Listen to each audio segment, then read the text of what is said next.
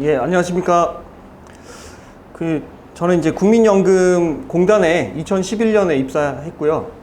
노조 활동은 2017년 12월 22일부터 해가지고 한 4년 정도 지금 노조 활동을 하고 있습니다.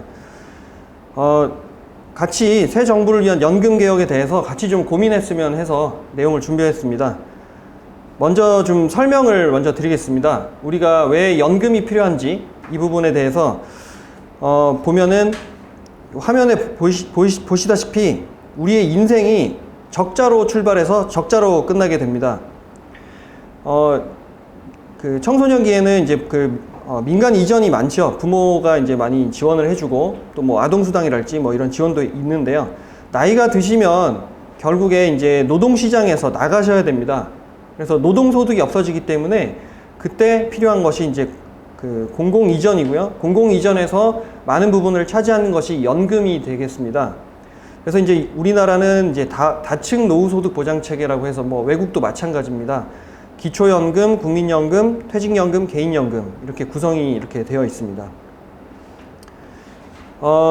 우리가 공적연금에 대해서 좀 이해가 필요한데요. 공적연금이 왜 도입이 됐는가? 산업혁명이 일어났는데 이제 그전에는 자급자족 경제에 있다가 이제 노동자가 생겼죠. 그래서 이제 노동자가 노동을 할 동안에는 소득이 있어서 생활이 가능했는데 이제 뭐 나이가 드시거나 실업이 되거나 질병을 당하거나 장애를 입어서 노동시장에서 이제 빠져나가 버리면은 빈곤에 처하게 됐었습니다. 그래서 이 빈곤에 처하다 보니까 많은 분들이 이제 특히 이제 고령층 등 여러 가지 빈곤에 처하면서 당시에 이제 빈곤 이분들이 이제 마르크스의 이 저작물을 접하면서 이제 공산혁명도 하기도 하고 뭐 이런 이제 여러 가지 사회 문제들이 발생됐었습니다. 뭐 공산혁명을 하는 게 문제라는 것은 아니고요. 그래서 이제 이 상태를 극복하기 위해서 많은 이제 당시에도 회사에 다니는 사람들이나 같은 업종에 있는 사람들이 유럽에서 이제 우회 조합을 결성해서 이제 뭐 돈을 걷고 그걸로 이제 나이가 든 퇴직 노동자에게 연금을 지급하고 이런 부분 상부상조하는 것들이 자발적으로 만들어지기도 했고, 국가에서는 복지연금 또는 뭐 사회연금 그래갖고 이제 일부 소수 계층에 대해서 뭐 이제 적은 금액부터 이제 지급을 하기 시작했습니다. 그러다가 이제 독일의 비스마르크 재상이 이제 빈곤은 개인의 게으름이기보다는 이제 무책임이기보다는 국가의 책임이다. 그래서 이제 사회보험법을 입법을 하면서 사회보험들이 이제 시작이 됐습니다. 의료, 산재, 뭐 노령 이렇게 시작이 돼가지고 그래서 이제 종전에 이제 그리고 연금 같은 경우에도 보면은 제가 알기로는 이제 뭐 소득비례연금 그게 먼저 이렇게 되기보다는 이런 뭐 사회연금 또는 이제 복지연금 같이 이렇게 조금 있다가 그게 이제 전체로 기초연금처럼 전체로 이제 소액으로 정액으로 지급을 하다가 구매력 보장이 좀 필요한 그런 이제 사례가 발생이 돼서 그러니까 노동시장에 있는 만큼의 삶의 질을 유지할 필요도 생기고 해서 이제 소득비례연금이 나중에 나타나는 걸로 이제 알고 있는데요. 그래서 이제 가장 큰 차이는 이제 사회보험이 등장한 것은 이게 이제 수급권이 발생됐다는 거죠. 보험료를 내서 내가 수급 요건을 획득하고 연금을 이제 권리로서 확보를 하게 되는 그런 식으로 이제 발전이 됐습니다. 그래서 이제 사실 유럽의 많은 국가들은 이런 이제 공적연금 제도가 평균적으로 1950년 이전에 뭐 거의 다 됐던 걸로 알고 있는데요. 그러다 보니까 이제 노인 빈곤율이나 이런 것들이 지금 우리보다 훨씬 더 낮은 그런 상황이 됐습니다. 공적연금을 크게 보면은 기초연금이 있습니다. 기초연금은 이 그림에서와 같이 이제 능력 따라서 이제 뭐 보험료를 부담하거나 아니면 세금으로 재원을 마련하고 같은 금액을 이렇게 받게 됩니다. 이제 같이 이렇게 먹는 거죠. 비례연금이 있습니다. 이거는 이제 소득을 많이 버는 사람은 또 이제 장기간 내고 이렇게 한 사람은 이제 연금도 많이 받게 되고 소득이 적은 사람 적게 냈고 짧게 냈으니까 좀 적게 받고 이렇게 됩니다. 이거는 이제 퇴직 전에 노후소득 수준을 어느 정도 보장하자는 목적에서 만들어졌고 우리가 소득 대체율이라는 개념도 여기서 이제 볼 수가 있죠. 그래서 이제 이것은 재원은 주로 보험료로 하게 되고 기초연금은 재원은 이제 세금으로 주로 하게 됩니다. 이제 보험료로 하는 데도 있고요. 우리나라는 연금이 처음에 이제 퇴직금부터 시작이 됐습니다. 퇴직금이 있었고, 이제 또 이제 공무원이나 군인, 뭐 이제 선생님들은 먼저 좀 시작이 됐죠. 근데 이제 국민연금은 상당히 도입이 늦었습니다. 국민연금 이제 1988년에 10인 이상 사업장부터, 그러니까 적용하기 쉬운 데부터 이제 도입이 됐고요. 그리고 94년에 개인연금이 먼저 도입됐죠. 95년에 지역가입자, 국민연금 지역가입자는 95년에 처음 이제 시작이 되는데 농어촌 지역가입자부터 시작이 됩니다. 그리고 1999년에 이제 도시 자영자까지 그 전 국민으로 확대된 게 1999년입니다. 그래서 사실상 이제 회사를 어느 정도 큰 규모의 회사를 다니는 사람은 이제 국민연금에 가입이 됐었지만은 전 국민이 다 가입되기 시작한 건 99년부터죠.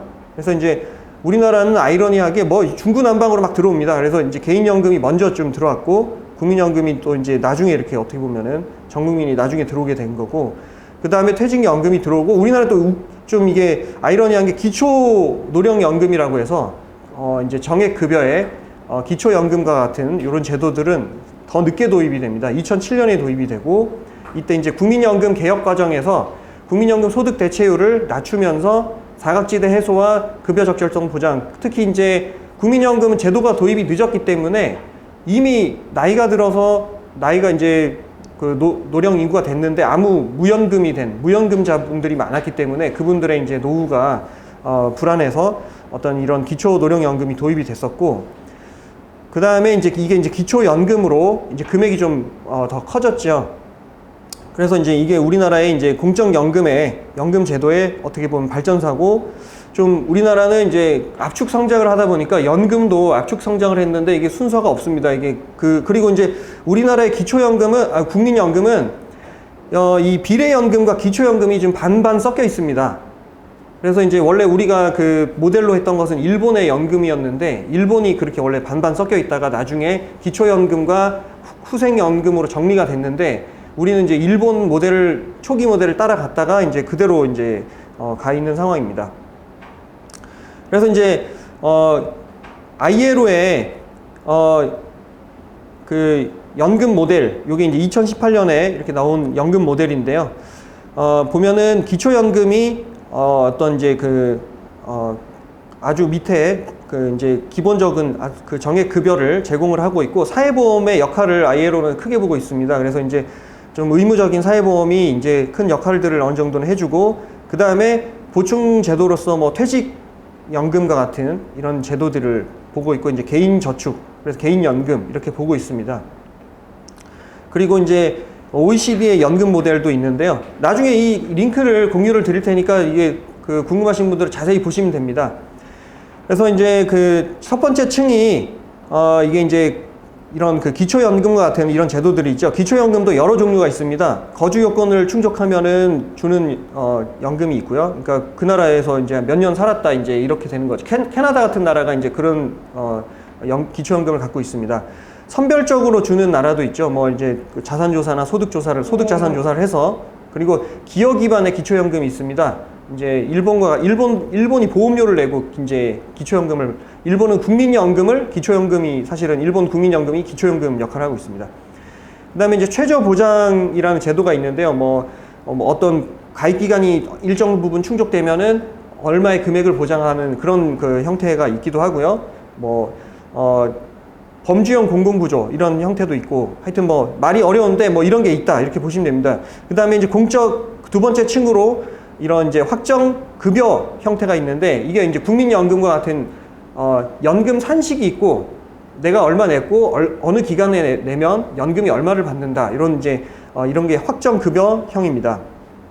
그리고 이제 요런 그 산식을 뭐 점수화해서 가입기간과 소득 점수해갖고 점수제로 하는 게 이제 독일의 연금이 이제 점수제로 돼 있고, 명목 확정 기여, 이게 스웨덴의 연금이 이렇게 되어 있습니다. 스웨덴은 명목 확정 기여라는 것은 이제 확정 기여지요, 원래는. 그러니까는 이제 내가 얼마의 보험료를 냈는데 어떤 이제 그 평균 수명이랄지 이자율이랄지 이런 것들을 국가에서 이제 어떤 비율을 정해가지고 거기를 이제 곱해서 뭐 이렇게 금액을 만들어 줍니다. 그래서 이제 사실 확정 기여형은 기여는 확정이 돼 있는데 급여는 막 변동이 있을 수 있습니다. 사람의 평균 수명이 막 늘어나고 막 이러면 이제 연금액이 막 줄어들거나 막 이런 그 변동이 있습니다.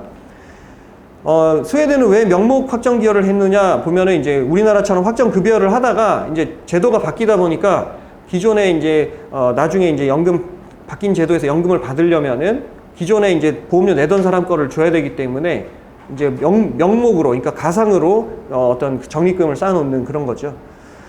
그래서 이제 사적연금은 이제 확정기여나 확정급여, 이거는 이제 우리 퇴직연금 뭐 이런 식으로 되어 있고요. 그 다음에 이제 개인연금들이 있습니다. 그래서 보면은 뭐 이제 나라마다 이제 연금 조합이 다양합니다. 그래서 이제 뭐 어떤 딱 이런 제도가 모범 제도다 뭐 이런 건 없는 거라고 합니다. 이렇게 뭐 나라마다 사정이 다르니까요. 우리나라의 노후소득 보장 제도는 이제 구조가 이렇게 되어 있다고 합니다.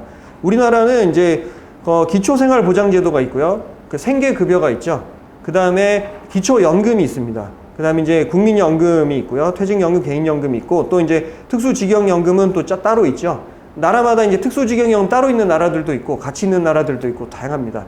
근데 이제 여기 이렇게 쭉 기록된 것 같이 우리나라에 여러 이제 그 한계와 문제점들이 있는데, 어떤 박사님이 그러더라고요. 이제 그 우리나라와 같이 이런 이제 공공부조하고 이런 이제 사회수단 기초연금을 동시에 이렇게 하는 나라가 이제 잘 없다 그러더라고요. 그래서 이제 범주형 공공부조라 그래서 65세 이상 노인들한테 공공부조를 따로 이렇게 하는 나라들이 이제 있으면 그 나라 같은 경우에는 이제 기초연금이 없거나 뭐 이런 제도가 이제 좀 중복이 안 돼 있는데 우리나라는 좀 그 각각의 제도가 독자적으로 좀 발전을 계속 해오고 있습니다. 먼저 이제 여기에 있는 제도들을 하나하나 좀 설명을 좀 드리겠습니다. 기초생활보장제도는 65세 이상 어르신 2018년 기준으로 이제 54만 명이 이제 수급을 받고 있고 전체 이제 그 737만 명 노인 중에 한 7.3%가 기초생활보장제도로 보장을 받고 있습니다. 지금 이제 기초생활보장제도는 이제 어떤 선정 기준이 있고요. 이제 기준에서 본인의 이제 자산과 뭐 이제 그 소득을 평가해갖고 소득 인정액을 구해서 이 차액을 생계급여액으로 이렇게 주게 됩니다. 그래서 아무런 뭐 소득과 재산이 뭐 이렇게 없는 이런 분들 같은 경우 1인 가구 기준으로 2011년에 54만 원을 이제 받게 되는 그런 이제 제도입니다. 이 생계급여는 이제 지금 좀 변화를 앞두고 있는데요. 이렇게 이제 하반기 경제정책 방향에서 보면은 생계급여의 부양 의무자 기준이 올 2021년 10월부터 이제 뭐 폐지가 된다 이렇게 되어 있는데 또 이제 여러 시민단체 참여연대 등에서는 이게 이제 전면 폐지가 아니라 완화 수준인데 이건 지금 너무 이렇게 과한 표현 아니냐 이제 이런 비판을 하기도 합니다. 어쨌든 이제 조금 이제 생계급여가 확대되는 그런 중에 있습니다. 그러니까 생계급여도 제도가 계속 발전해 왔는데 이렇게 이제 그 범위를 넓히기도 하고 이렇게 이제 이런 원래는 하나였는데 이제 생계급여, 의료급여 이렇게 나누기도 하고 이제 이렇게 발전을 하고 있습니다. 그리고 이제 기초연금이 있습니다. 기초연금은 처음에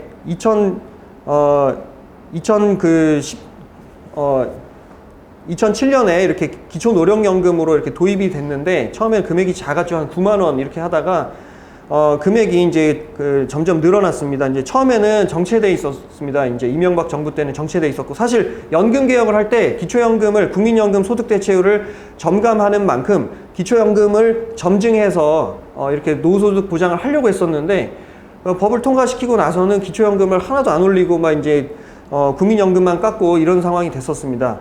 그러다가 이제 박근혜 대통령 때 이제 기초노령연금을 기초연금으로 하면서 이제 일거에 20만 원으로 올리긴 했는데 또 이제 여기 사실 디테일의 변화가 있었습니다. 그전에는 소득과 연동이 되어 있는데 국민연금 A값 상승률이라고 있는데요. 그러니까 국민연금의 평균 소득 기준액이 이제 상승하는, 그러니까 소득 상승이라고 보시면 되는데 이 소득 상승이 연동돼 있다가 이거를 이제 물가 상승으로 연동을 바꿔버렸는데 요게 이제 1, 2년은 차이가 얼마 안 나는 것 같아도 이제 한 5년, 10년 이렇게 누적해서 차이가 가버리면은 옛날에 9만원짜리, 10만원짜리 기초노령연금이 20만원짜리 기초연금보다 더 많아지는 기현상이 발생이 됩니다. 근데 어쨌든 이제 소득 연동에서 물가 연동으로 바꿨고 사실 그래서 이제 이게 문제다. 이래서 지적을 많이 했더니 이제 5년마다 이제 평가를 해서 물가하고 이게 소득하고 갭이 너무 크면은 금액을 올려주기로 했었는데 이걸 평가를 하기도 전에 우리가 20만원에서 25만원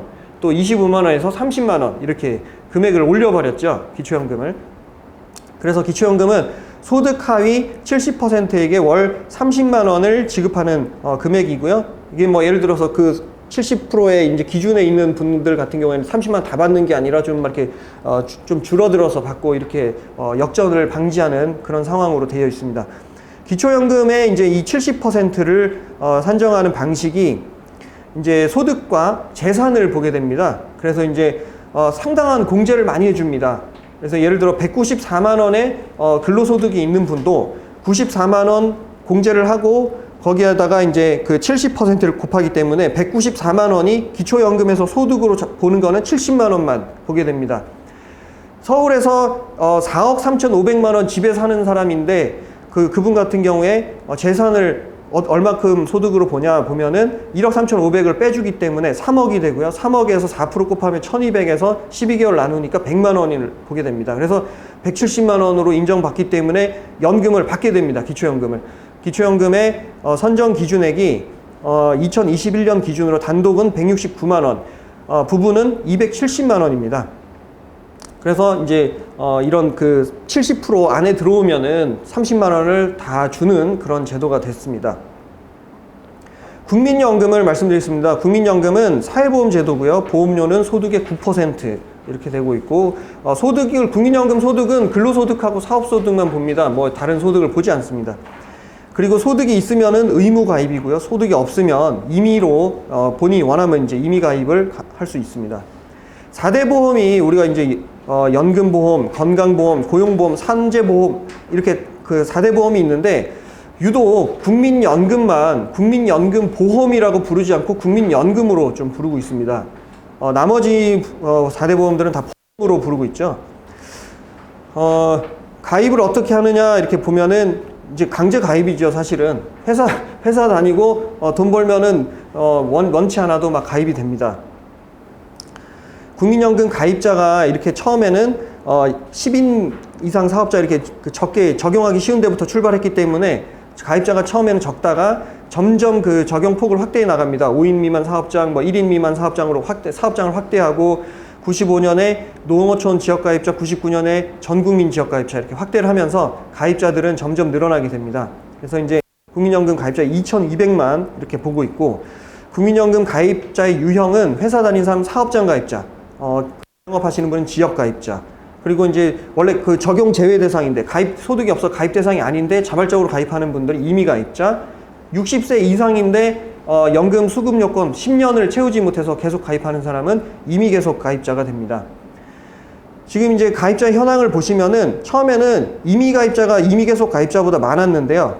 고령화가 되고 이렇게 연금의 필요성을 이제 보시면서 임의 계속 가입자가 이제 역전을 하게 되고요.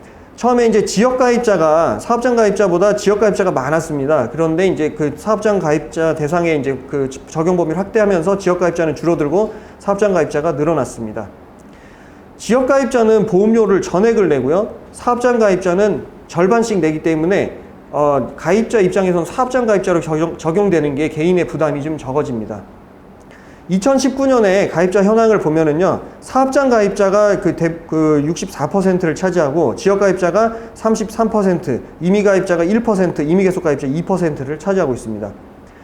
돈을 그러면 어떻게 얼마나 걷냐 이렇게 보면은 2019년 기준으로 올해는 뭐 50조 넘었는데 2019년 기준으로는 44조를 걷었습니다. 근데 이 돈 걷은 액수 중에 거의 90%가 사업장 가입자가 이제 낸 돈이고요.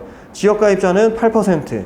뭐 이렇게 금액이 이제 지역 가입자는 가입 자가 많아도 이제 돈을 좀 적게 지금 부과가 되는 거죠. 왜냐하면은 소득이 지역 가입자 같은 경우에는 사실 이제 소득이 되게 중요한데 국민연금은 이제 지역 가입자, 사업장 가입자는 이제 월급이라는 게 있기 때문에 이제 그게 딱 정확하게 되지만은 지역 가입자는 이제 사업소득, 우리 국세청 그 소득금액 증명원산이 나오는 사업소득, 그게 이제 최저 기준이 되고 본인이 좀 어느 정도 연금을 받기 위해서는 좀 더 내야 되기 때문에 어떻게 보면은 그 이상은 또 이제 본인이 선택해서 막 낼 수 있는 그런 좀 왔다 갔다 하기 때문에 사실 이제 우리나라가 소득 파악이 되게 문제긴 하죠. 그래서 이제 뭐 많이 좋아지긴 했지만은 그래서 그런 한계들이 있기 때문에 조금 이제 이렇게 금액이 좀 다른 그런 게 있는 것 같습니다.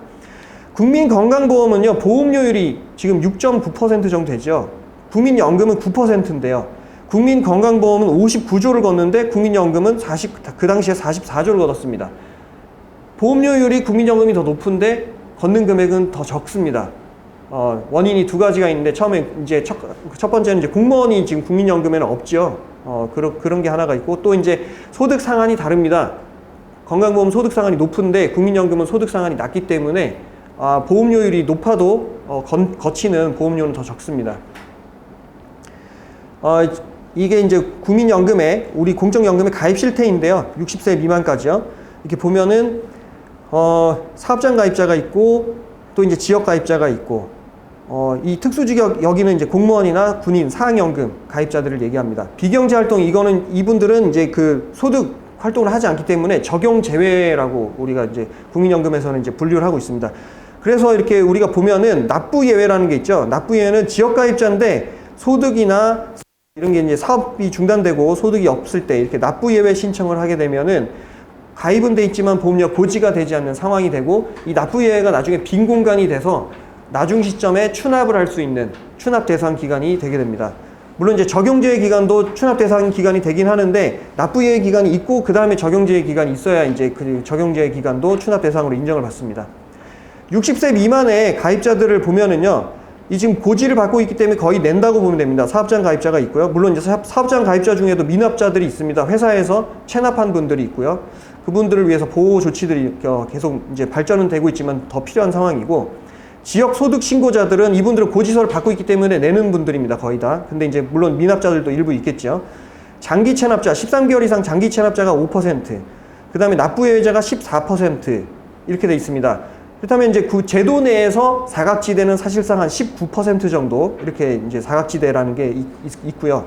적용 제외자분들도 사각지대가 있겠죠. 그래서 국민연금의 사각지대, 그 국민연금은 장기보험입니다. 10년 이상 가입해야, 이제 10년 이상 보험료를 내야 연금 수급권이 생기는 거기 때문에 사각지대가 좀 발생이 됩니다. 10년을 못 채우는 분들이 생긴다는 얘기죠.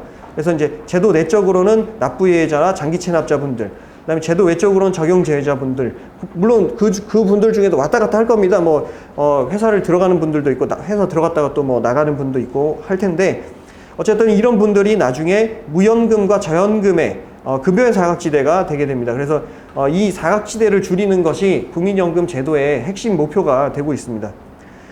그래서 이 사각지대를 해소하기 위해서는 이제 크레딧, 그러니까 가입 기간을 인정해주는 제도가 있고요. 보험료를 지원해주는 제도가 있습니다.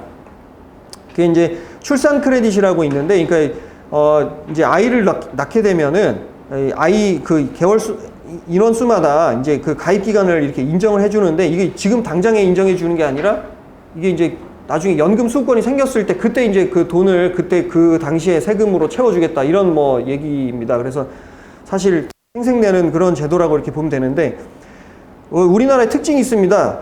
아이 한 명 낳으면은 이제 0개월을 이제 아무 지원을 안 한다는 얘기죠. 근데 선진국들은 보면은 이제 2년에서 4년의 양육 크레딧이 다들 이제 제도화가 돼 있습니다. 스웨덴은 4년, 독일은 3년, 프랑스는 2년이 이렇게 돼 있습니다. 그러니까 아이를 낳고 양육하는 그 기간에 대해서는 이제 그 소득 활동을 못 하기 때문에 가입 기간을 이제 그만큼 인정해 준다는 거고, 가입 기간을 채워주는 건데, 지금 우리나라는 좀 이렇게 좀 전근대적인 방식으로 좀 돼 있고, 이제 OECD에서 이렇게 되는 나라는 없는 것 같습니다. 이 부분을 당장 좀 그 제도 개선이 좀 필요한 부분이 될 것 같습니다. 군복무 크레딧이 있는데, 군복무 크레딧은 6개월만 인정을 하게 됩니다. 근데 이제 사실 군복무를 6개월만 하는 게 아니지 않습니까? 지금 한 1년 8개월 정도, 1년 6개월 정도, 18개월 정도 이제 육군이 이렇게 하는 것 같은데, 그렇다면 이제 전 그 복무 기간에 대해서 인정을 해주는 게 좀 필요할 것 같고, 또 이제 그 기준 소득 자체가 뭔지 어떤 일간 좀 자세히 좀 차분하게 설명해 주세요. 너무 속도가 진행 속도가 너무 빨라가지고 예. 이해가 잘 안 되고 그냥 쭉쭉 넘어가세요. 네네, 이 크레딧이라는 것은 가입 기간을 인정해 주는 제도입니다. 그러니까 이제 보험료를 내지 않았는데도 이 특정한 이제 요건이 충족되면은 가입 기간을 인정해 준다는 얘기죠. 그래서 가입 기간을 그냥 주는 겁니다.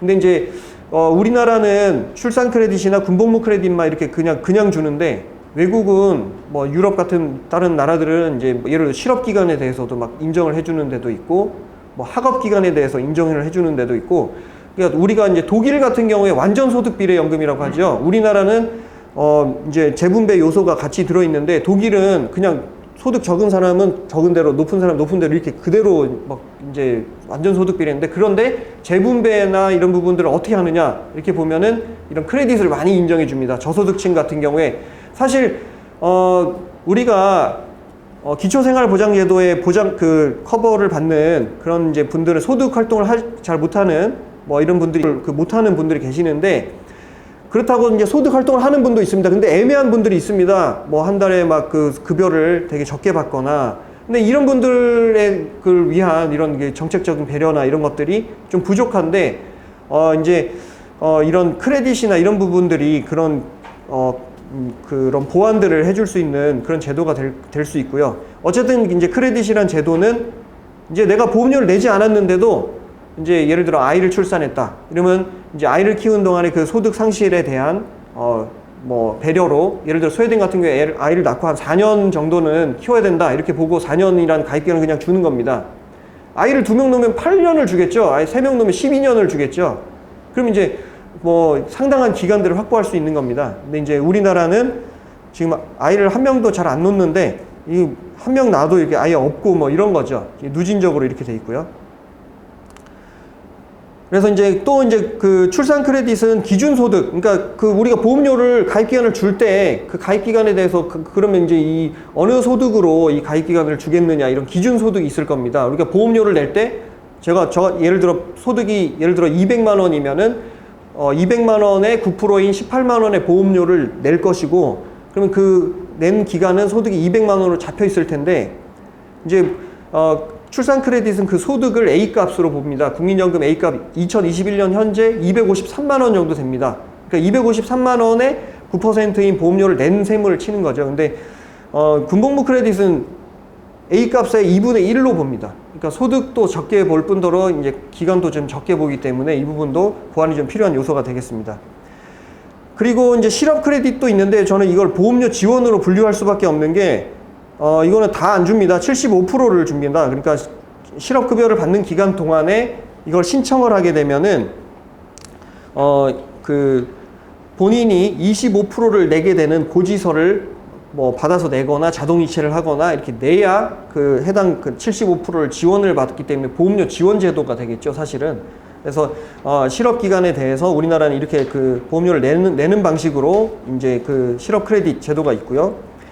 그 다음에 저소득 가입자들이 사업장 가입자, 회사 다니는데 이렇게 10인 미만의 월 평균 급여가 좀 적고 이렇게 되면은 두루누리 지원 사업으로 보험료를 지원을 받습니다.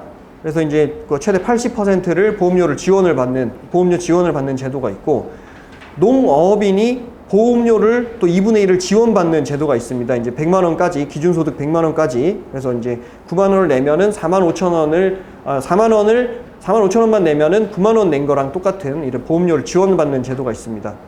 근데 이제 지역가입자, 영세 지역가입자에게 보험료 지원이 계속 없어서 그동안에 이제 문제가 있다. 이래서 이제 이 부분은 법은 2020년 1월에 만들어졌는데 아직 시행은 안 되고 있습니다. 근데 이제 지금 예산 배정도 하고 해서 아마 내년에는 좀 시행을 목표로 이렇게 지금 준비를 하고 있는 것 같습니다. 저소득 지역가입자 중에 납부를 재개하는 분들, 그러니까 납부 예외에 있다가 다시 이제 납부를 시작하는 그런 분들에 대해서 지금 보험료를 지원을 하는 그런 제도로 준비를 하고 있다고 합니다. 그럼 이제 이렇게 보험료를 냈을 때 이제 받게 되는 국민연금, 연금 급여는 뭐가 있느냐? 노령, 장애, 유족 이렇게 연금이 있습니다. 그래서 이제 장애연금은 가입기간 중에 이렇게 질병 부상으로 장애가 있으면은 이 장애연금을 지급을 하게 되고요.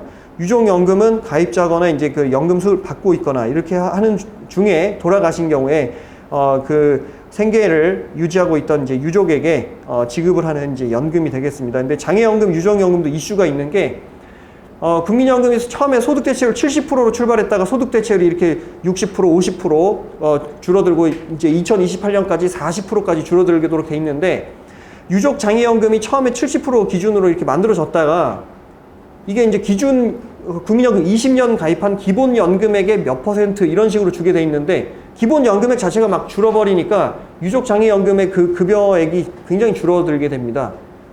저도 이제 만약에 제가 죽으면 부모님이 유족연금을 얼마나 받나는 조회를 해봤는데 한 20몇만 원밖에 안 나오더라고요. 그래서 이게 지금 죽기가 너무 지금 죽을 수가 없는 것 같습니다.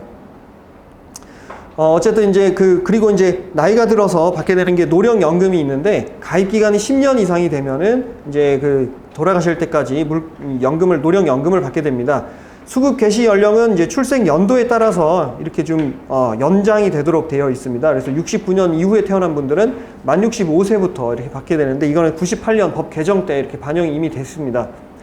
그래서 이제 조기 노령연금은 이제 최대 5년을 땡겨받을 수 있는데, 그렇다면 이제 마이너스 5가 이제 최초 수급 개시 연령이 되겠죠. 꼭 이렇게 받아야 된다는 게 아니라, 이제 본인이 원하면 좀 땡겨받을 수 있고, 또 본인이 원하면 또 늦춰받을 수도 있고 그렇습니다.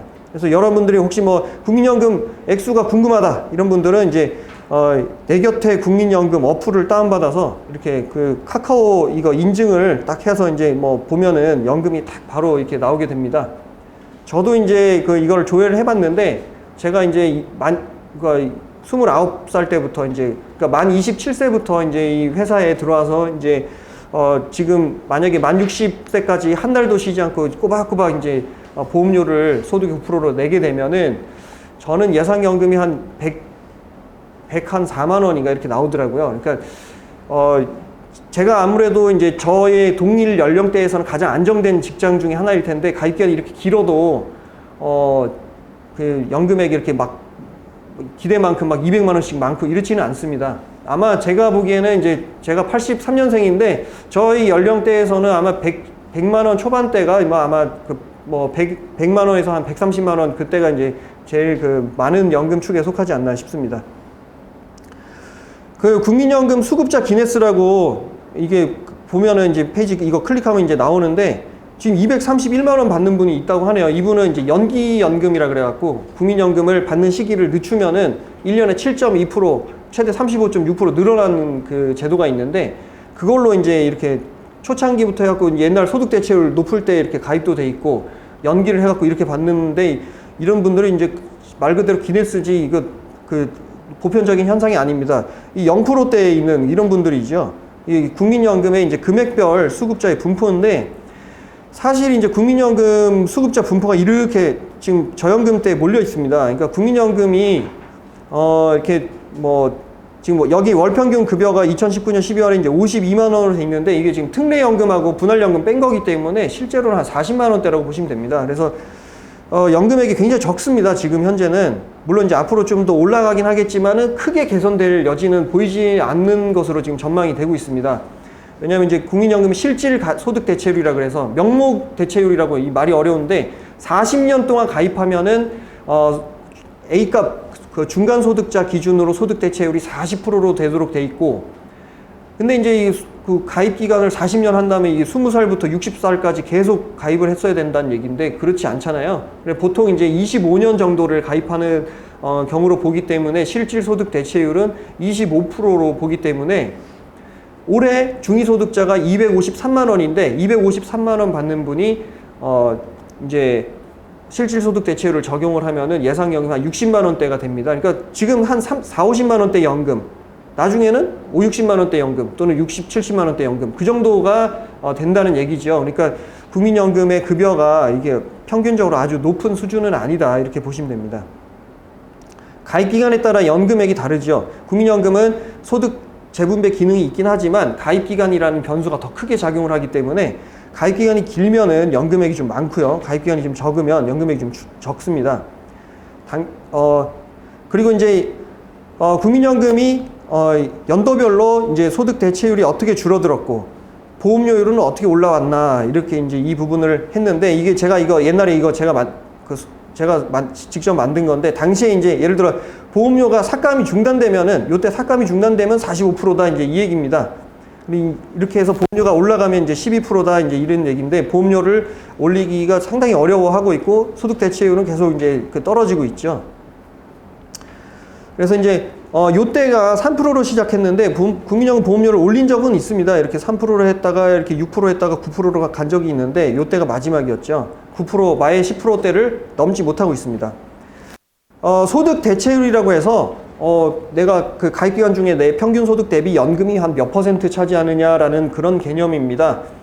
이제 지금 여기에 나와 있는 소득 대체율은 명목 소득 대체율이라고 해서, 이제 최대 40년 가입하면 이제 이렇게 된다, 이제 이런 기준인데, 우리나라가 40년 가입하면 이렇게 뭐 한 40% 정도로 이렇게 예를 들어 본다면, 우리나라는 고소득자들은 소득 대체율이 낮습니다. 30%대가 안 됩니다.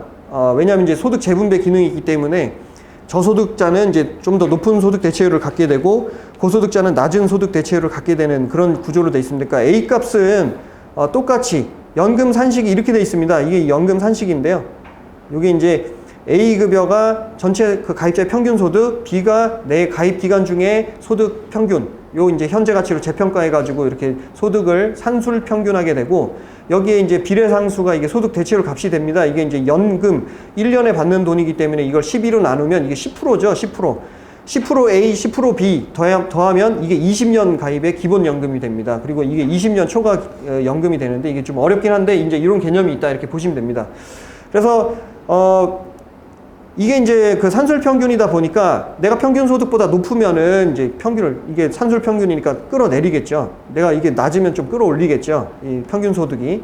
그래서 이제 A 값은 이렇게 똑같이 가고 B 값은 이제 사람마다 다르기 때문에 저소득자는 원래 완전 소득 비례에서 40만 원 받을 거 우리나라 국민연금에서 70만 원 받게 되는 거고, 완전 소득 비례에서 이제 고소득자 200만 원 받을 거 우리나라에서는 150만 원 받게 되는 겁니다. 그래서 이렇게 이제 소득 재분배가 있긴 한데, 요게 이제 가입 기간이 다르고, 우리나라가 특히 이제 이중 노동 시장 뭐 그래가지고 이제 정규직들은 좀 가입 기간이 길고 이제 비정규직들은 이제 가입 기간이 짧고 이런 그 차이점이 있기 때문에 그게 이제 사실 노동 시장의 그 이제 한계가 이런 연금 격차의 좀 원인이 좀 되고 있습니다. 국민연금은 이제 그 물가가 올라가면 그 소득에 따라서도 연금액이 올라가고 물가에 따라서도 올라가기 때문에 실질 가치를 보존하도록 되어 있고요. 이게 이제 아까 말씀드린 땡겨서 받는 거, 늘려서 받는 거, 이런 것들이 있습니다.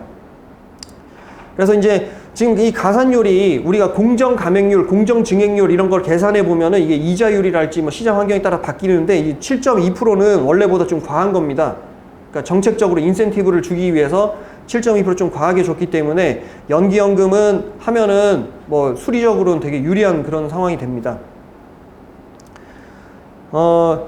제가 이 연령표를 이렇게 갖고 왔는데 이게 좀 직관적으로 잘 보여서 갖고 왔는데, 우리가 평균 수명이 되게 늘어났습니다. 평균 수명이 불과 이제 2010년대에서 2017년대에 평균 한 2세 정도가 늘어났는데, 국민연금은 보통 이제 우리가 그 40년 가입, 20년 수급 뭐 이런 기준으로 이제 뭐 예를 들어 본다면은 지금 20년 받을 거를 22년 받게 된 거죠. 불과 몇 년 사이에. 그러니까 연금액 기준으로는 평균 수명 증가 때문에 10%가 연금액을 줘야 될 그 소요가 늘어난 겁니다. 그러니까 우리가 3차 재정 계산, 4차 재정 계산 비교해 보면은 4차 재정 계산이 더 안 좋거든요. 그게 안 좋은 이유가 이런 평균 수명이 늘어나 버리면 이게 되게 큽니다.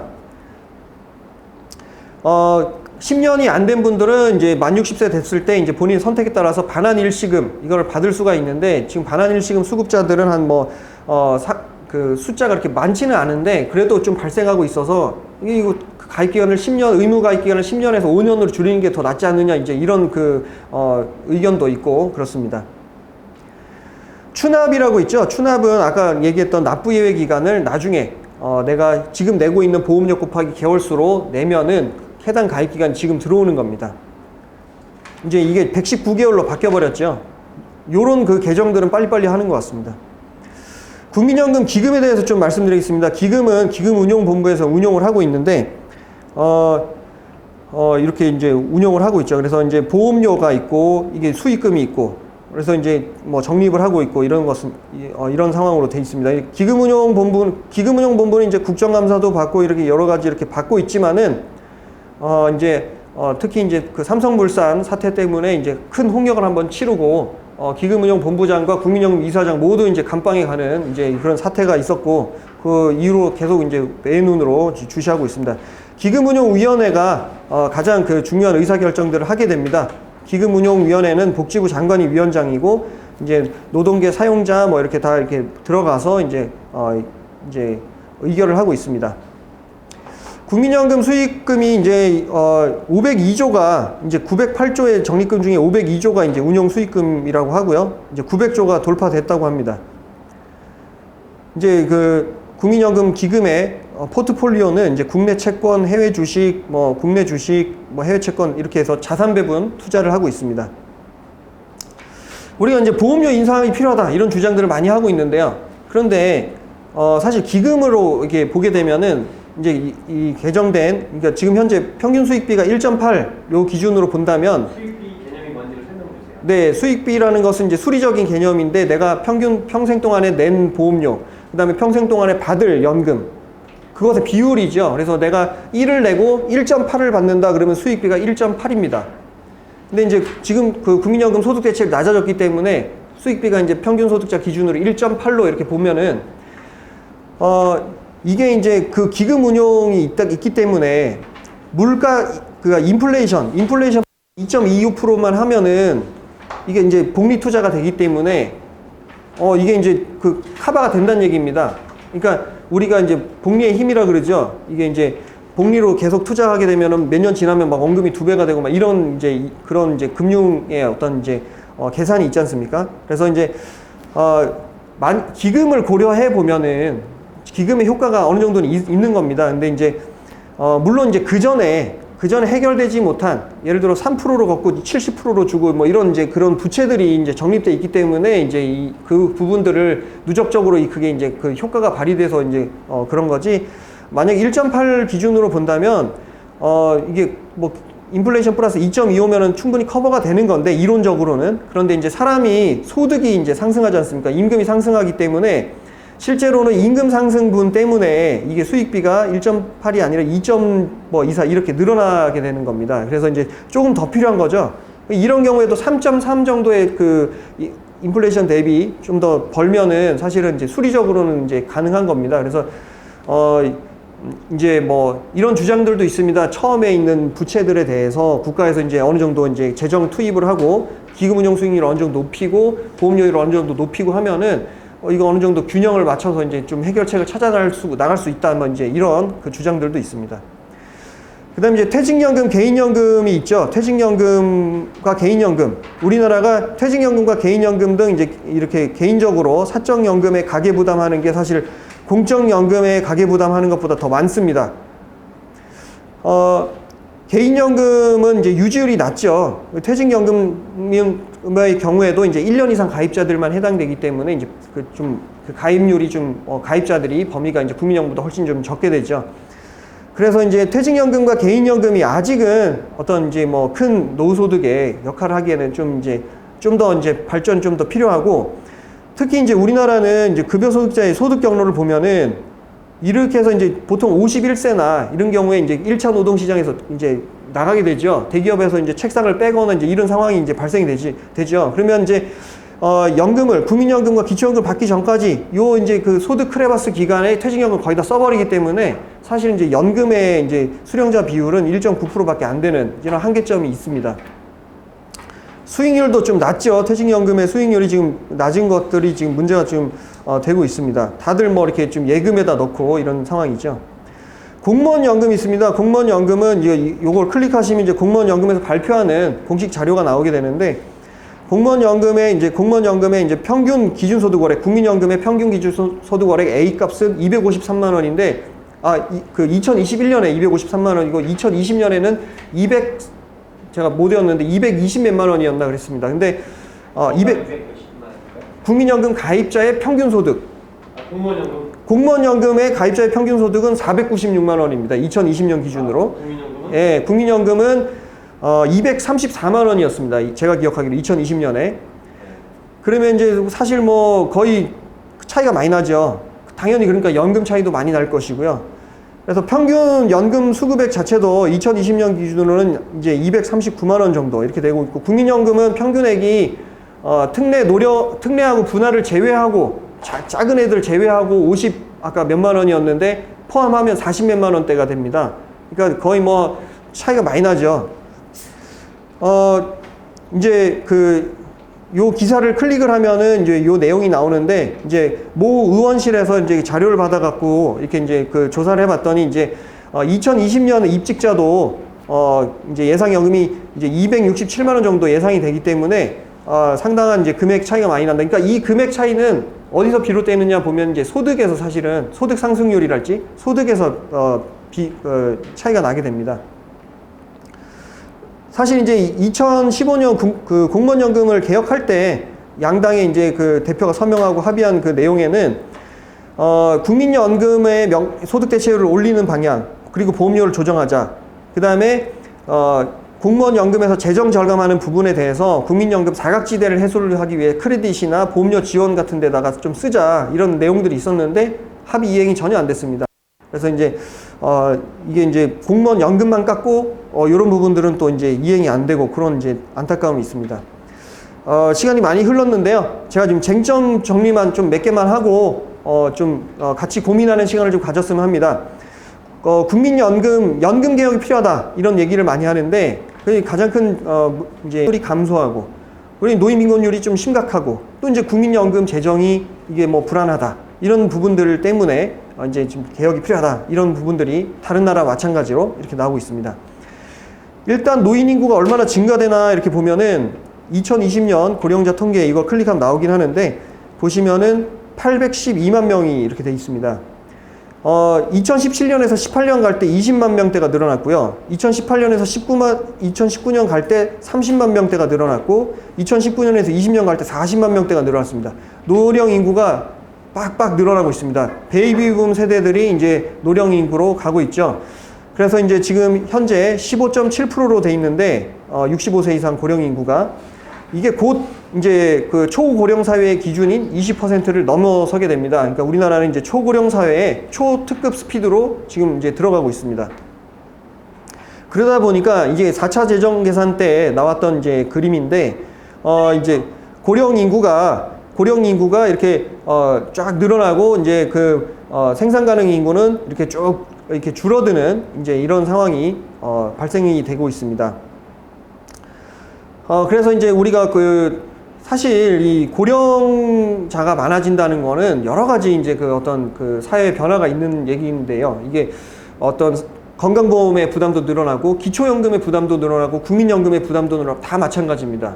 그래서 이게 국민연금만의 문제라고 볼 수는 없고요. 국민연금은 재정 계산을 해서 그나마 드러난 거고, 재정 계산을 안 한 뭐 이런 다른 제도들은 사실 이게 우리가 몰라서 그렇지, 굉장히 뭐 기초연금도 사실은 2060년 가면은 20만 원대, 2011년 때 계산한 거 기준으로 20만 원 받을 때 기준으로 보면은 230조인가 그랬습니다. 2060년 가면은요. 그러니까 이 금액이 절대 그 기초연금도 사실 무시할 그런 금액이 아닙니다. 그 당시로 가면은요. 노인 빈곤율을 보면은요. 우리나라가 이제 OECD에서 이 노인 빈곤율이 이제 지금 1위로 이렇게 되어 있습니다. 굉장히 높은 수치로 되어 있고, 이제 근로 연령대 그 빈곤율 역시 낮은 수치는 아닌데, 이제 OECD 평균보다는 높은데, 노인 빈곤율은 훨씬 높죠. 이게 무슨 말이냐면, 우리나라는 노동 시장에 있을 때는 그나마 좀 괜찮은데, 노동 시장 나가버리면 굉장히 열악해진다, 이런 얘기입니다. 국민연금 제도 도입이 늦어서 그런 원인이 좀 크긴 합니다. 이게 우리나라의 이제 그 그러니까 노동 시장에 있을 때의 그 빈곤율과 노인이 됐을 때의 빈곤율, 독보적으로 이렇게 위로 나와 있습니다. 그리고 이제 연금 수급률을 보면은 연금 수급률이 점점 높아졌습니다. 그래서 2019년 기준으로 보면은 국민연금과 그 공무원 연금 이렇게 합하면은 거의 절반 가까이, 65세 이상의 절반 가까이는 연금 수급을 받게 됩니다. 그러니까 지금 2018년 기준으로 이제 국민연금 비수급이 65%, 노인이 65%고, 기초연금 수급이 66.7%, 기초연금은 70%를 목표로 하지만은 뭐 여러 가지 이유로 66.7% 정도가 거의 한계라고 보시면 됩니다. 그래서 이제 기초연금과 국민연금, 기초연금만 받는 분들, 기초하고 국민을 같이 받는 분들, 국민연금만 받는 분들, 이렇게 이제 볼 수가 있습니다. 근데 이제 2070년으로 가면은 국민연금 수급자가 거의 이제 85%를 차지할 것으로 이제 전망은 되고 있고, 못 받는 분들은 한 15%로 전망이 되고 있습니다. 그러니까 그 수급률 자체는 이제 앞으로 급격하게 이제 올라갈 것으로 보인다는 얘기입니다. 그래서 이제 보면은 2012년에 65세 이상 공적연금 수급률이 이렇게 돼 있으면은 2019년에는 이렇게 높아집니다. 그러니까 이제 불과 몇 년 사이에 수급률 자체는 이렇게 계속 올라가고 있다라는 얘기입니다. 수급률이 올라가고 있다는 게, 국민연금을 65세 이상 노인 인구 중에 국민연금이나 이런 뭐 이제 이런 공적연금을 받는 비율이 점점 높아지고 있다는 얘기죠. 그리고 이제 연령별로 봤을 때 고연령대 후기 노인들은 수급률이 낮지만은 이제 점점 이제 그 65세에 진입하는 분들의 수급률 자체는 점점 올라간다는 얘기죠. 그러니까 옛날하고 지금하고 환경이 달라졌다는 얘기입니다. 이게 이제 65세 이상 이제 노인 가구의 1인 기준으로 봐가지고 소득 분포를 이렇게 쭉 본 건데요. 이게 지금 검은 선이 중위소득 50%, 그 상대 빈곤선입니다. 노인 빈곤율이란 거는 요 밑에 있는 비율을 얘기하죠. 그리고 이제 이게 절대 빈곤선입니다. 생계급여 기준이죠. 생계급여. 그래서 이제 이 그 소득선이 이렇게 나타납니다. 이렇게 나타나는데, 그러니까 이제 여기 이제 그 오렌지색이 기초연금입니다. 기초연금이 이렇게 있고, 그 다음에 이제 녹색들이 이제 국민연금이고, 이 지금 그 파란색이 사적 이전, 뭐 용돈을 받거나 뭐 개인이 이렇게 이전 받는 그런 거죠. 뭐 노동시장도 있을 거고, 어쨌든 우리나라의 이제 그 노인 인구의 소득 프로파일이, 소득 분포가 이렇게 돼 있다는 얘기입니다. 근데 이제 우리가 OECD 그 노인 빈곤율을 이렇게 보면은 지금 요거는 이제 2018년 기준인데 요거죠. 15% 정도가 되죠. 그러니까는 그 OECD 노인 빈곤율 자체가 어디냐면은 이제 상대 빈곤율 자체가 이제 우리는 이렇게 여기 위에가 있는데 OECD 평균 국가들은 여기가 있다는 얘기입니다. 그렇다면 이제 소득 그 분포가 뭐 예를 들면 이런 식으로 돼 있다는 얘기죠.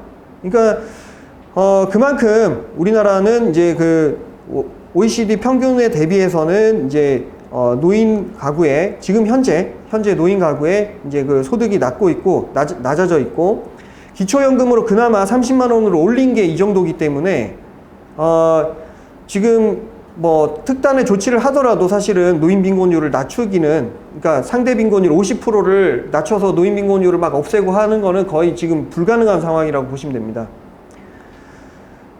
그리고 이제 그 제가 여기 한 가지 질문을 해놨는데요. 기초연금 지급 범위 70%가 적정한가? 이 부분에 대해서 저는 이제 좀 의문을 오늘 좀 제기를 하려고 합니다. 기초연금의 70%는 이제 2선이지요. 70%가.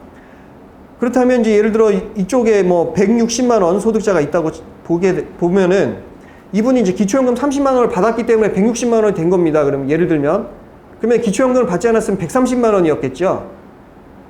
130만 원인 분한테 30만 원을 더 들여서 160만 원을 만드는 게 과연 합당한 일일까? 뭐 이런 그 의문을 저는 좀 제기를 하려는 것입니다. 그러니까 물론 이제 130만 원도 적은 연금이죠. 적은 소득이죠. 그런데 여기 밑에 여기 있는 분들은 이제 지금 50몇만 원도 안 되는데, 사실 그냥 기계적으로 봤을 때, 여기 있는 거 율로 좀 주면은 더 낫지 않나? 이제 이런 이제 개인적인 의문을 가지고 있는 거죠.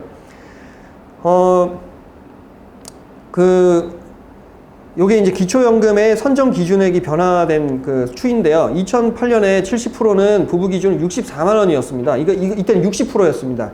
60%가 64만 원이었는데, 이때 70%로 늘어나면서 한 번에 70%가 늘어났고요.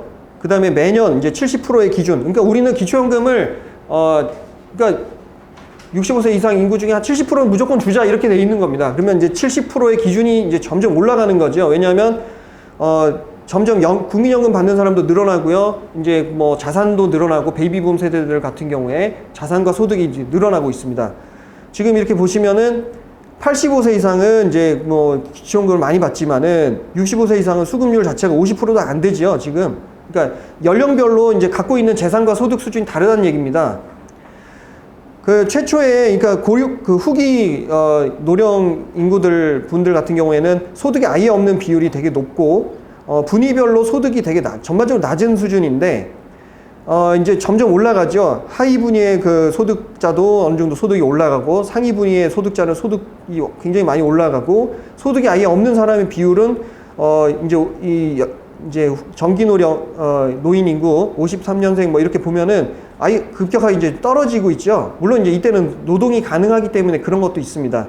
근데 이제 뭔가 달라졌다는 얘기입니다. 달라졌기 때문에 지금 2021년에 70% 기준이 선정 기준액이 이제 270만 원인데 이것도 아까 보면은 노동소득 공제도 하고 특히 자산의 공제가 많습니다. 부동산의 대도시 같은 경우 1억 3,500을 공제를 하고 막 계산하고 뭐 이런 게 있기 때문에 그리고 자산의 그 공제 비율도 원래 5%였다가 4%로 낮췄지요.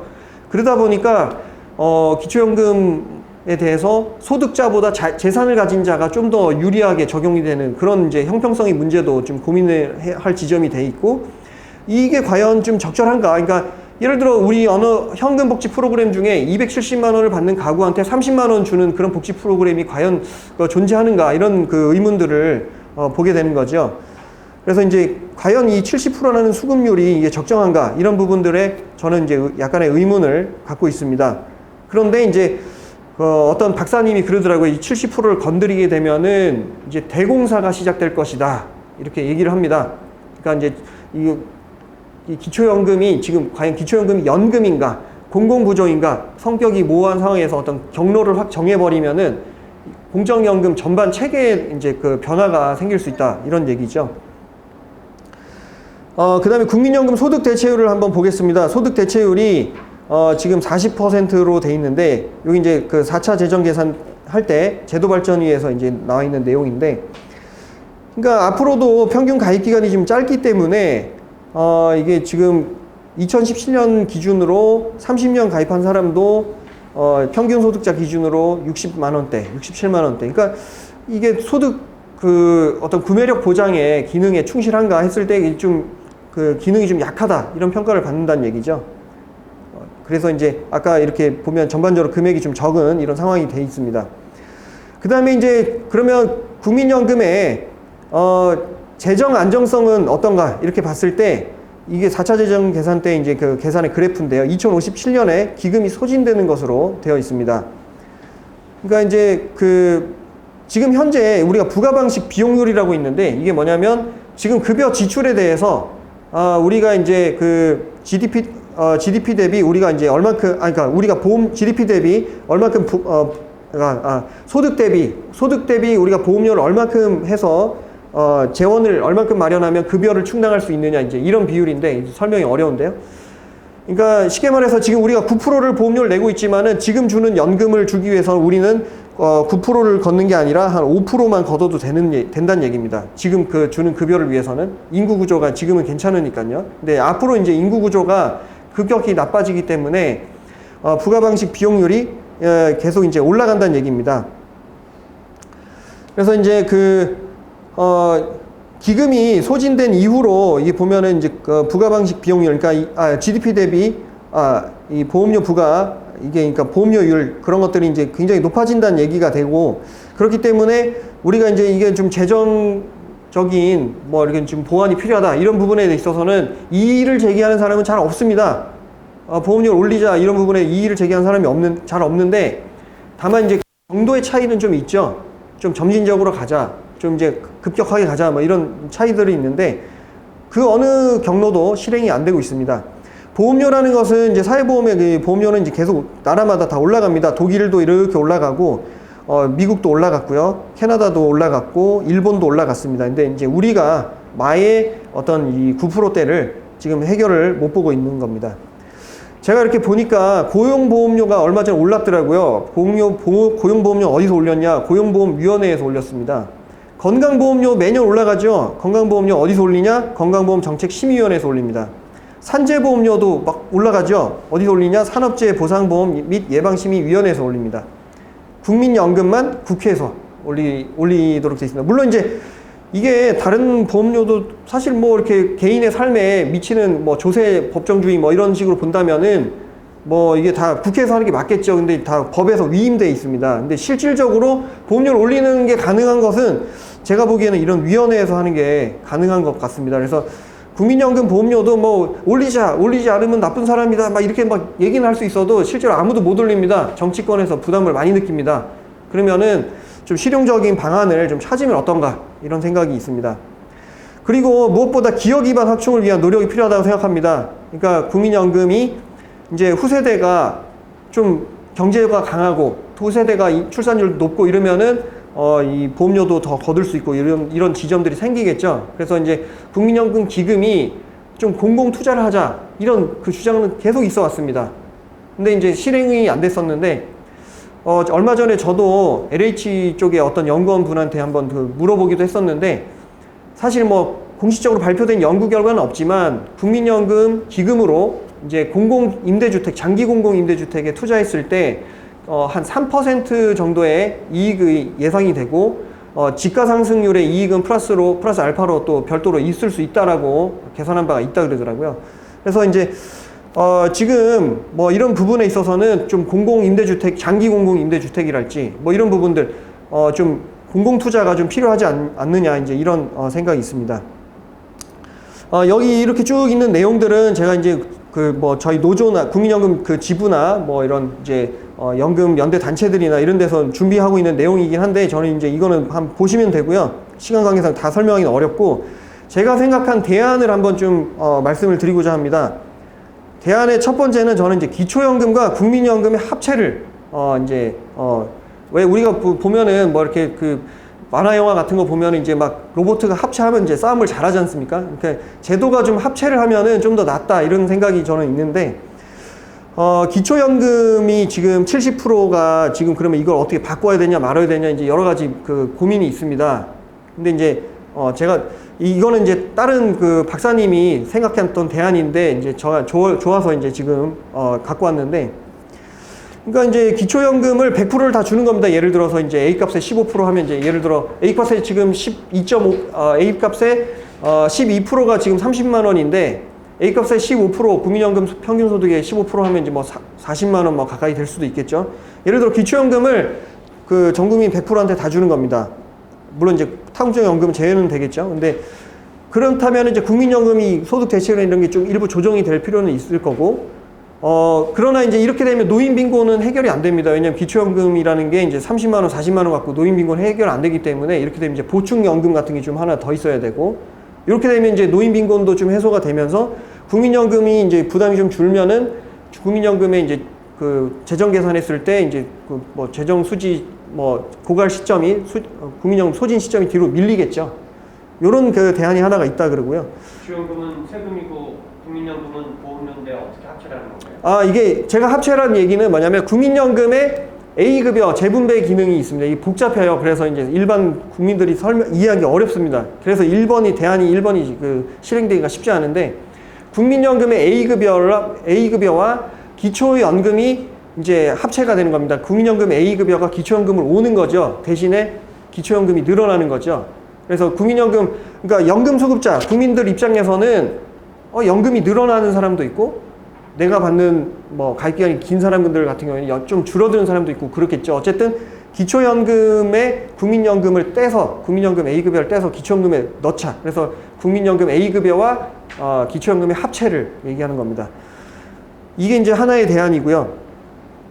근데 여러분 이게 지금 이해하기 어렵습니다. 이게 실행 가능성이 쉽지가 않습니다. 그래서 두 번째는 생계급여와 기초연금의 합체입니다. 그러니까 이게 뭐 70%까지 다 주면은 뭐 한 100 몇십만 원 받는 사람한테 30만 원 주는 거나, 10만 원 막 소득 아예 없는 사람한테 30만 원 주는 거나, 이게 똑같으면 되냐, 이렇게 봤을 때, 그렇다면 이제 65세 이상 노인들만 해가지고 이제 범주형 공공부조를 따로 만들어가지고 기준선을 뭐 70만 원이든 뭐 이렇게 우리만의 어떤 빈곤선을 정한 다음에 여기에 미달하면은 뭐 다 채워주자, 이런 그런 개념이 되겠습니다. 그러면은 뭐 물론 이제 노인 빈곤율을 이제 상대적 50%, 중위소득 50%를 다 하진 못하겠지만, 어느 정도는 이제 빈곤이 완화가 되면서 이제 노인 빈곤이 해소가 되고, 아울러 이제 국민연금은 계속 뭐 보험료를 올리거나 이런 부분들은 조치가 필요하겠죠. 그런데 이제 1번과 2번 모두 쉽지가 않습니다. 정치적으로 되게 실행이 어렵습니다. 왜 어렵냐? 예를 들어 생계급여와 기초연금 합체했을 경우에는 이 수급 대상이 70%가 아니라 대폭 줄어들 겁니다. 우리가 정한 어떤 뭐 60만 원이든 뭐 70만 원이든 뭐 소득선이 이렇게 있다면은 이게 종전에 70%까지 커버가 안 될 겁니다. 그러면 기존에 기초연금 받던 노인이, 예를 들어 내가 이번 달에 저번 달에 30만 원 나왔는데 다음 달 제도 바뀌고 30만 원 안 나옵니다. 당연히 이제 분노를 하겠죠. 돈이 이제 나오는 게 안 나오면은요. 저희 부모님이 지금 두 분 다 기초연금을 받아서 이제 두 분이 받으면 30, 30, 60이 아니라 부부 감액 20%가 있어서 48만 원을 받는데 저희 부모님이 이제 다음 달에 예를 들어 연금이 안 나오는 겁니다. 그러면 이제 저희 부모님이 이제 그 차를 끌고 청와대로 오겠죠. 예. 그래서 이제 이런 그 문제들이 있습니다. 그래서 이게 쉽게 뭐 머릿속으로는 제도를 막 왔다 붙였다 막 할 수 있지만은 만약 실행 단계에 갔을 때는 검토할 사항이 엄청 많은 겁니다. 예를 들어 기초연금, 국민연금 이 부분도 예를 들어 이거는 또 이런 문제가 있습니다. 그러니까 예상연금, 국민연금에 예상연금들이 막 오는데 이 제도가 바뀌어서 내 연금이 막 예를 들어 깎인 겁니다. 국민연금이 깎인다고 나오는 겁니다. 그러니까 이렇게 되면은 또 사람들이 어떻게 합니까? 굉장히 이제 반발을 할 수가 있습니다. 그러니까 정치적으로 1, 2번 모두가 이게 쉽지 않다는 얘기입니다. 그래서 제가 생각했던 이제 세 번째 대안이 있는데요. 이거는 제가 생각하기에는 실질적으로는 그나마 좀 실현 가능하지 않나 싶습니다. 먼저 기초연금의 선정 기준액을 고정해버린 겁니다. 지금 270만 원이면 270만 원에서 앞으로 더 안 올리거나 올리더라도 물가 상승만 좀. 선정 기준액은 지급 대상자 선정 기준액이죠. 예, 기초연금의 그 지급 대상자 선정 기준액입니다. 여기 보시면 지금 요게 이제 지금 부부 기준으로 270만 원, 단독 기준으로 169만 원이 있는데요. 요거를 그냥 고정하자는 겁니다. 고정하고 이제 올리더라도 물가만큼의 뭐 조금씩 올리거나 이런 식으로 이제 어느 정도 고정을 하자는 얘기입니다. 그러면 앞으로 그러니까 기존에 받던 사람이 안 받는 사람은 없습니다. 앞으로 이제 여기 편입되는 사람이 줄어들 뿐이지 기존에 받는 사람들은 기초연금 받는 사람들 계속 받게 되는 겁니다. 물론 이제 그 기존에 소득이 변동돼서 자산이 막 늘어나고 소득이 늘어나고 해서 그런 분들은 이제 뭐 당연히 이제 못 받게 되긴 하게 할 테지만 그래서 이제 이걸 일단은 고정을 하고 그 다음에 저는 이제 좀 생계급여를 65세 이상만 생계급여 공공부조를 좀 더 강화를 하자는 얘기입니다. 지금 중위소득의 30%가 이제 그 생계급여 54만 원 이렇게 돼 있는데 이걸 35%나 뭐 40%나 생계급여를 강화하자는 얘기입니다. 그렇게 되면은 기준이 몇 프로라고요? 지금 중위소득의 30%로 돼 있습니다. 예, 1인 가구 기준으로 54만 원인데요. 이걸 좀 더 높이자는 얘기입니다. 그러면 이걸 높이면 빈곤 가구, 빈곤 노인들이 들어옵니다. 일로 들어오기 때문에 그래서 이제 이렇게 되면은 노인 빈곤 문제가 어느 정도 지금 현 시점에서 해결이 될 수 있습니다. 물론 이렇게 되면 세금이 좀 투입이 돼야 됩니다. 그리고 국민연금대로 제도 개선을 계속 해 나가되 국민연금 제도 개선은 저는 이제 이런 크레딧과 보험료 지원 이런 걸 통해서 이제 저소득 가입자들의 가입 기간을 늘려주고 그리고 국민연금 보험료는 뭔가 우리가 지금 되는 방향 좀 실용적인 뭐 어떤 위원회랄지 뭐 이런 방향으로 해서 보험료를 좀 야금야금 올려가자는 얘기입니다. 그래서 이렇게 국민연금 자체 내에 이제 어떤 재정적인 문제랄지 이런 부분들, 사각지대 문제랄지 이런 부분은 제도 내에서 좀 어느 정도 해결하고 노인 빈곤은 지금 대안 3회 이 방식으로 좀 접근을 하면은 그나마 우리나라의 지금 현재에서 실현 가능한 방안이 되지 않을까 이런 생각이 있습니다. 이상 저는 이제 발표를 마치도록 하겠습니다. 근데 이게 쉽지가 않죠. 사실은 이제 공무원분들이 이제 싫어할 겁니다. 이게 근데 이제 사실 이게 쉽지가 않습니다. 이게 물론 이제 장기적으로 일본 같이 후생연금과 이렇게 기초연금을 하면서 이제 일본도 이제 공무원연금을 통합을 했는데요. 미국도 이제 공무원연금과 국민연금 통합했죠. 미국도. 그런데 이제 독일같이 공무원연금 그대로 두는 나라도 있고요. 이게 나라마다 이제 형편이 좀 다릅니다. 이거는 사람마다 이제 생각이 다 다르신 할 테지만은 동의하시는 분들이 많을 것 같습니다. 공무원연금 같은 경우에 이제 2015년 개혁하면서 이제 A값, B값, 그러니까 공무원연금도 이제 재분배 방식이 들어오긴 했는데 평균 소득이 워낙 높다 보니까 좀 이제 그런 차이가 있죠. 그리고 그렇죠. 이 부분을 지금 보완해야 됩니다. 그래서 이 부분에 대한 보완도 이제 해당이 안 되네요, 지금. 해당됩니다. 해당되는데 이제 세부적으로는 15시간 주 15시간 여러 가지 기준들이 있습니다. 그래서 이제 그 기준들이 있는데 사실 요즘에 그래서 좀 이따 또 말씀드리겠습니다. 좀 더 보고 최근에 이제 소득 중심 사회보험 이런 얘기가 나오고 있죠. 근데 이제 이게 국민연금에 바로 적용할 때는 뭐 여러 가지 검토할 사항이 많이 있다고 합니다. 그러니까 국민연금 같은 경우에 A급여의 문제도 있고, 그렇다면 이제 예를 들어 너무 적게 들어오게 되면 A급여가 좀 떨어지면서 전체 급여가 떨어지는 이런 문제들도 있을 것이고, 무엇보다 지금 고용보험 같은 경우에는 가입만 되면은 실업급여가 바로 가입을 뭐 1년 하든 뭐 가입을 뭐 10년 하든 뭐 이런 그런 게 이제 최저 가입기간 요건이나 이런 게 국민연금처럼 길지 않은데, 국민연금은 10년을 가입해야 수급 요건이 생기는 장기보험이다 보니까 요게 이제 그 좀 적용에 있어서 좀 여러 가지 제도를 손보고 뭐 이렇게 해야 될 부분들이 많이 있다고 합니다. 그래서 그런 내용들이 있고요. 그 다음에 예, 국민연금 개혁방 얘기가 나왔는데요. 그러니까 우리가 이제 또 객관식이 강한 나라다 보니까 객관식으로 이렇게 사지선다 이제 답이 나왔습니다. 그래서 1번의 그 답안은 현행 유지입니다. 아무것도 하지 말자. 그대로 가자. 그거고, 2번의 답안은 기초연금을 40만 원으로 만들자. 그러니까 30만 원인 기초연금을 40만 원으로 만들자. 나머지는 그냥 똑같이 가자. 뭐 이런 거고. 세 번째는 국민연금 보험료를 12%로 하고 소득 대체율을 45%로 하자. 그거고. 네 번째는 국민연금 보험료를 13%로 하고 소득 대체율을 50%로 하자. 이제 그 얘기입니다.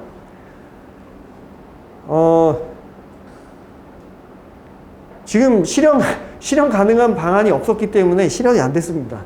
네. 지금 조건에서는 실현이 안 됐었습니다. 네. 기금의 이익을 높이는 건 한계가 있습니다. 우리가 이제 우리가 이익을, 그러니까, 수익을 1% 올리기 위해서는 가져가야 될 리스크가 훨씬 더 커집니다. 그래서 이제 국민연금은 장기적으로 GDP 성장률과 어떤 국민연금 수익률이 궤를 같이 하게 됩니다. 그래서 이제, 아무리 뭐, 워렌 버핏이 와서 해도 이게 이제 거대 기금이고 하기 때문에 이게 뭐 기금의 이익을 높이는 걸로는 현재의 어떤 그 적자 문제를 해결할 수가 없습니다. 그러니까 국민연금의 지금 문제는 사실은 보험료와 연금급여가 있으면 보험료가 좀 굉장히 낮은, 그러니까 OECD 평균이 한 18% 되거든요, 보험료가. 근데 이제 우리가 9%니까 이게 지금, 이거 워렌 버핏이 와도 안 될 것 같습니다. 제 개인 의견을 말씀드리면은 이게 무료화는 좋죠. 무료화는 좋은데, 이게 좀 무리하신 거 아닌가. 뭐 이런 개인적인 의견이 있습니다. 그러니까, 이게 국민연금이 이제 사회책임 투자를 하는 분야가 따로 있고, 예를 들어 대체 투자하는 분야가 따로 있으면은, 예를 들어 이렇게 사회책임 투자로 할 것 같으면 이제 돈으로 했어야 되는데, 이건 이미 대체 투자로 이미 돈이 들어간 상황인 건데, 이거를 이제 다시 이렇게 하는 게 좀 여러 가지 좀 무리한 지점들이 있지 않나, 이제 이런 생각은 있는데, 물론 이제 필요성은 있다고 생각하고, 사실 이제 국민연금의 이 투자가 좀 문제점이 없었나 이렇게 봤을 때는 뭐 후순위 채권 문제랄지 뭐 검토할 사항들은 있다고 생각이 됩니다. 그 다음에 부양분담이 가능하지 않죠. 그러니까 그래서 개혁을 해야 됩니다. 보험료를 올려야 되고요. 사실 노동계도 민주노총, 뭐 한국노총 이렇게 노동계도 작년에 2019년에 우리가 이제 경사노위라고 노사정이 이렇게 막 대화하는 이제 사회적 협의체가 있는데, 경사노위 국민연금 개혁과 공정연금 노후소득 보장 특위가 있었는데, 특별위원회가 있었는데, 그때 이제 뭐 한국노총은 이제 보험료 12% 올리자, 여기에 동의를 한 바가 있고, 물론 이제 소득 대체율은 45% 이제 그 삭감을 중단하자, 이제 그런 상황에서 12% 올리자 이렇게 동의를 한 바가 있고, 민주노총도 중앙집행위원회 뭐 이런 걸 통해서 조직의 결의로 12%를 보험료를 올리자, 이거를 결의한 바가 있습니다. 근데 이제 그렇게 했는데도 이제 잘 안 됐죠. 이것도 이제 사회적으로 합의가 되면은 뭐 예를 들어 국민이 다 동의하고 하면은 이제 할 수 있겠죠. 근데 제가 보기에는 쉽지는 않을 것 같습니다. 왜냐하면 이 NDC 방식이라는 게 매년 그 연금 급여가 달라집니다. 국민연금 이제 예상연금액을 우리가 생일이 포함된 분기에 예상연금액 표를 보내드리는데요. 제가 예상연금액을 100만 원이라고 받았는데, 다음 해년에 예를 들어 80만 원을 줄어들었다, 뭐 또는 뭐 90만 원 줄어들었다, 민원실 멱살 잡고 이렇게 난리 납니다. 예, 이게 지금 쉽지가 않을 것 같습니다. 근데 이제 국민이 동의를 하시면 또 이렇게 될 수가 있겠죠. 그렇죠. 높은 수익률을 계속 올린다면 낮출 수 있는데 높은 수익률을 계속 올리는 게 이게 불가능한 얘기입니다, 사실은.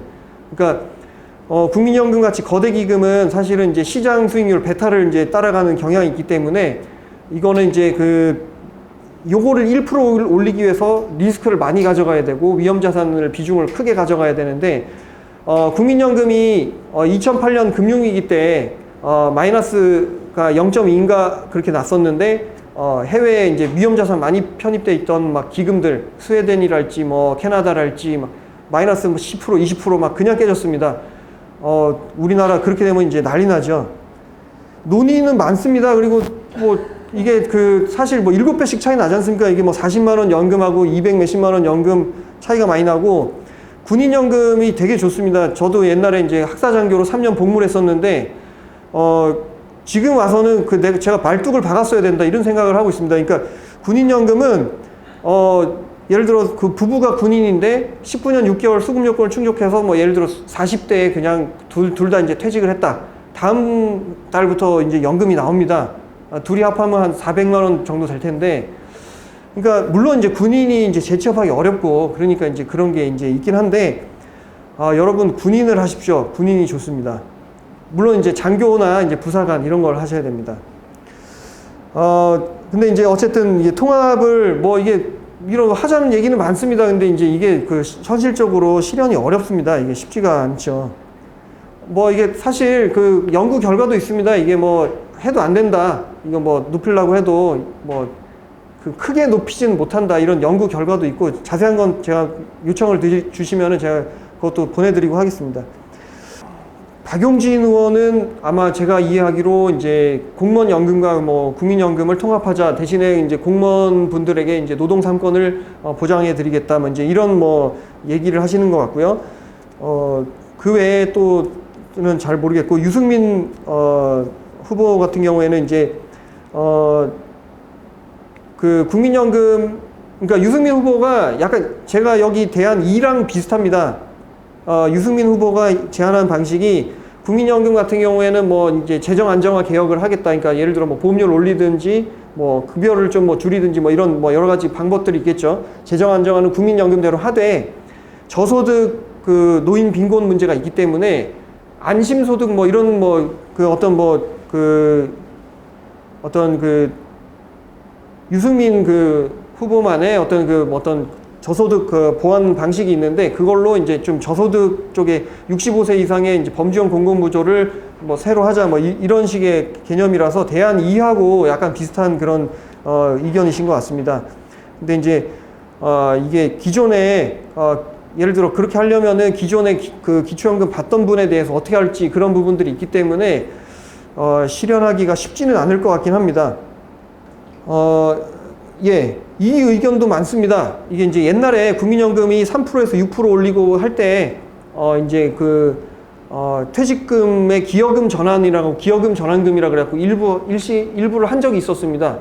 그러니까 보험료를 바로 이제 사용자, 노동자 다 올리기 어려우니까 퇴직급여가 이제 일부가 들어왔던 거죠, 글로. 근데 이제 이게 98년 연금 개혁할 때, 그게 싹 사라져 버렸습니다.